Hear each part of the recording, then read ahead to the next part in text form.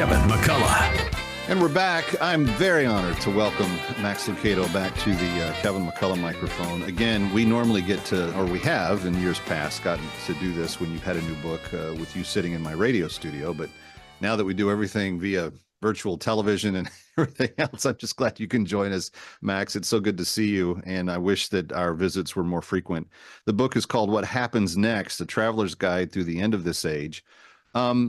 There's a lot of confusion about the end of times, end times, revelation, however people put it into terminology. What's the most important thing for someone who just happened across this conversation, doesn't know much about the background of what we're talking about? What's the most important thing for them to understand about what this series of prophetic events will be about? That's a great question. You always ask great questions. Thank you. That's a great one. Coming from you, that's a deep compliment, and I am very grateful. Well, I would say nobody has greater dreams for you than God does. God has greater dreams for you than you have for you. And nobody has a greater dream. Nobody has a more passionate commitment to your life than does the God who made you. And that's the big idea. The teachings in the Bible about end times are never meant to scare us. They're just meant to prepare us, to give us a sense as to what is about to happen. The truth of the matter is this time on earth is so brief. It's just a speck of sand. It's just a puff of smoke compared to our eternal existence. And God has given us everything necessary to make a decision to accept his invitation to spend that forever with him. Those aches and pains, those fears, those struggles that you have, you were not meant to have those. You were not meant to have those, and you won't have them long. And saying yes to Christ means Christ saying yes to you and accepting you into his eternal plan to live with him forever. Now, some people spend their whole life telling God to leave them alone. And in the end, God, who is a God of justice, will do just that. And those who have spent their life telling him to leave them alone will be separated from God. But those who have said yes to God will be joined with him.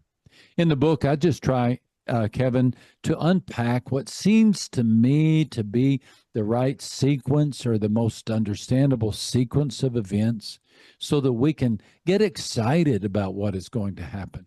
Many of the things that we're experiencing right now were prophesied in Scripture, like the regathering of the children of Israel to the nation of Israel.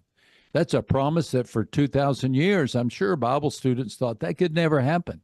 But what happened in 1948 inaugurated the final age of history. And now we're seeing Israel surrounded by its enemies. That's a specific promise found in the book of Ezekiel, that in the end times, the nation of Israel will be surrounded by enemies. And we're watching that on the news every day. So these prophecies are coming true. I think it's an exciting time to be alive. And I do believe that all the stage is set for the final events to happen. When you were studying, and I'm sure that much of this book you've shared from the pulpit as well, what were you personally, I don't know, renewed in or refreshed in or saw with new light or eyes as someone who's probably, well, you had to study this, in seminary, and every pastor teaches through this at some point in time in their ministry. But at this stage of where you are, what did you bite into that you went, oh, wait a minute, I never saw that before? I had never seen the beauty of paradise.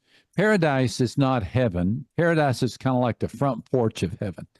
Paradise is where your soul goes, where my soul goes, if we're not on earth during the rapture.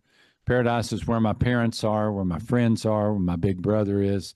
That's where they go. They enter into the presence of Christ in the form of a spirit. Now, they'll eventually be reunited with their physical body, but not yet.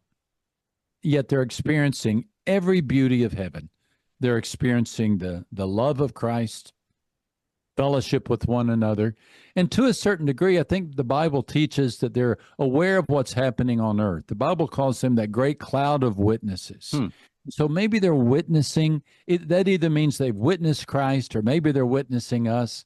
I like to think they're witnessing us and cheering for us that we can be faithful until it's time for us to go. So to answer your question, I really got excited learning and studying more about paradise.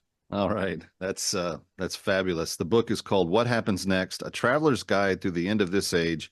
And if you're familiar with Max's writings, you know that he is so down to earth, and he just touches you, seems like, on every page with something profound and meaningful. And Max, I count it a real privilege to consider you a friend. And we've had many conversations, even off the air, about these things. And thank you for this new offering. And we'll look forward to seeing what God does with it.